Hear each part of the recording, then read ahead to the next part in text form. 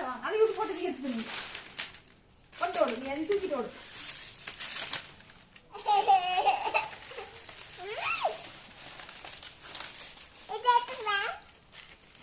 கீழே கொண்டு போ, கீழே கொண்டு போ.